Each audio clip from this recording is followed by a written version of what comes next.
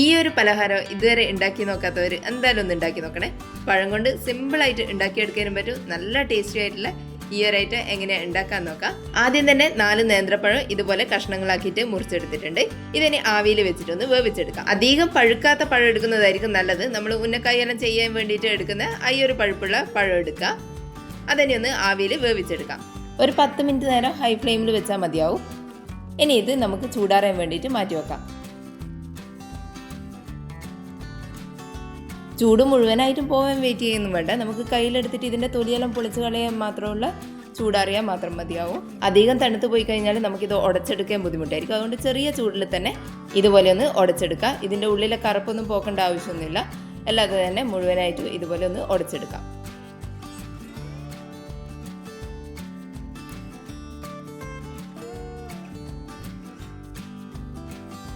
ഇതുപോലെ നന്നായിട്ട് ഉടച്ചെടുക്കാം. ഇനി ഒരു പാത്രത്തിലേക്ക് 2 ടേബിൾ സ്പൂൺ നെയ്യ് ഒഴിച്ചു കൊടുക്കാം.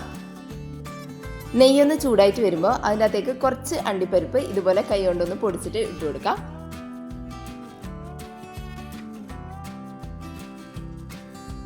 അത് ജസ്റ്റ് ഒന്ന് മൂപ്പിച്ചെടുത്തതിന് ശേഷം അതിൻ്റെ അകത്തേക്ക് കുറച്ച് ഉണക്കമുന്തിരി കൂടി ഇട്ട് കൊടുക്കാം.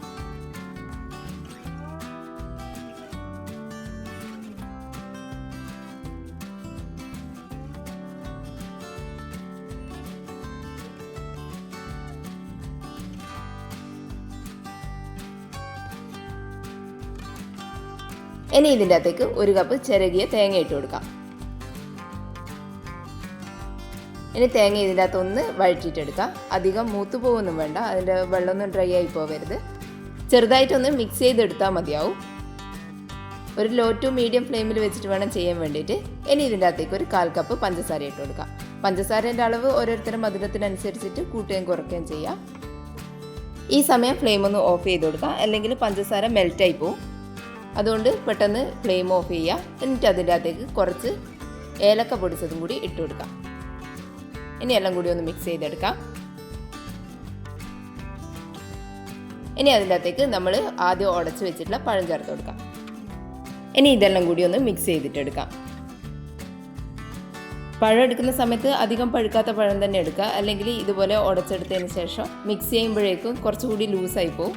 പിന്നെ നമുക്ക് കട്ട്ലറ്റിൻ്റെ ഷേപ്പിൽ ആക്കിയെടുക്കാൻ ബുദ്ധിമുട്ടായിരിക്കും. അതുകൊണ്ട് അധികം പഴുക്കാത്ത പഴം എടുക്കുക. ഇനി ഇതിലേക്ക് കുറച്ച് ബ്രെഡ് ക്രംസും കൂടി ഇട്ട് കൊടുക്കാം. എന്നിട്ട് ഒന്നുകൂടി നന്നായിട്ടൊന്ന് മിക്സ് ചെയ്തെടുക്കാം.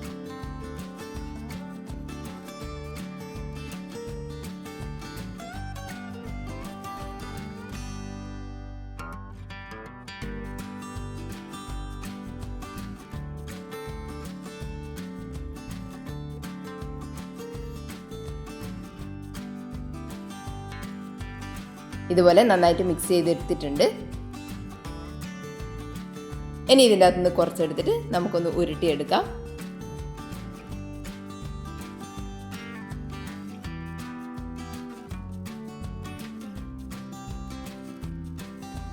ഇനി കയ്യിൽ വെച്ചിട്ട് കട്ട്ലറ്റിൻ്റെ ഷേപ്പിൽ ഇതുപോലെ ഒന്ന് ആക്കി കൊടുക്കാം.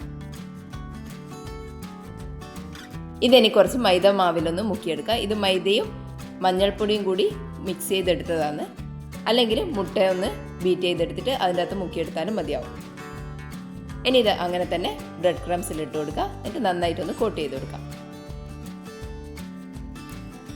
എല്ലാ ഭാഗവും ബ്രെഡ് ക്രംസിൽ നന്നായിട്ടൊന്ന് കോട്ട് ചെയ്ത് കൊടുക്കാം.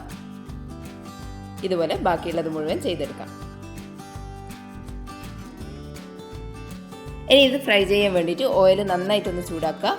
നന്നായിട്ട് ചൂടായ എണ്ണയിലേക്ക് വേണം ഇത് ഇട്ട് കൊടുക്കാൻ വേണ്ടിയിട്ട്. ഫ്ലെയിമൊന്നും കുറച്ച് വെക്കണ്ട. ഹൈ ഫ്ലെയിമിൽ വെച്ചിട്ട് തന്നെ ഇത് ഫ്രൈ ചെയ്തിട്ടെടുക്കാം. ഓയിലിൽ കിടന്നിട്ട് ഇത് വെന്ത് കിട്ടേണ്ട ആവശ്യമൊന്നുമില്ലല്ലോ. മേലെ മാത്രം ഒന്ന് ഫ്രൈ ആയി കിട്ടിയാൽ മതി. അതിന് വേണ്ടിയിട്ട് ഹൈ ഫ്ലെയിമിൽ തന്നെ വെച്ച് കൊടുക്കാം. ഒരു ഭാഗം ചെറുതായിട്ടൊന്ന് കളറെല്ലാം മാറി വരുമ്പോൾ മറിച്ചിട്ട് കൊടുക്കാം.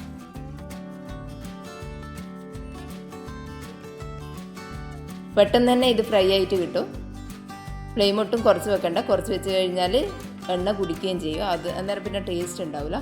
അപ്പോൾ ഇങ്ങനെ തന്നെ ചെയ്തെടുക്കുക. ഹൈ ഫ്ലെയിമിൽ തന്നെ വെച്ചിട്ട് ഇതുപോലെ ഒന്ന് വറുത്തെടുക്കാം.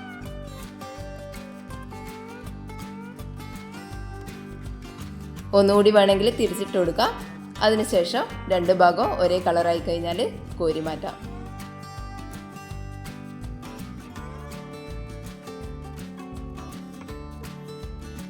ഇതുപോലെ ബാക്കിയുള്ളതും കൂടി ചെയ്തെടുക്കാം.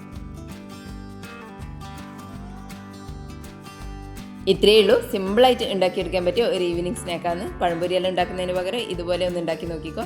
കുട്ടികളെ സ്കൂളിൽ വിട്ട് വരുന്ന സമയത്ത് ഇതുപോലെ ഉണ്ടാക്കി കൊടുത്തു കഴിഞ്ഞാൽ കുട്ടികൾക്കും ഇഷ്ടമാവും. പുറംഭാഗം നല്ല ക്രിസ്പിയും ഉള്ളിൽ സോഫ്റ്റ് ആയിട്ടുള്ള, കഴിക്കാൻ തന്നെ നല്ല ടേസ്റ്റാണ്. എന്തായാലും ഇതൊന്ന് ഉണ്ടാക്കി നോക്കണേ. വീഡിയോ കണ്ടിട്ട് ഇഷ്ടപ്പെട്ടിട്ടുണ്ടെങ്കിൽ ഒന്ന് ലൈക്ക് ചെയ്യുകയും സബ്സ്ക്രൈബ് ചെയ്യുകയും ചെയ്യണേ. Thank you.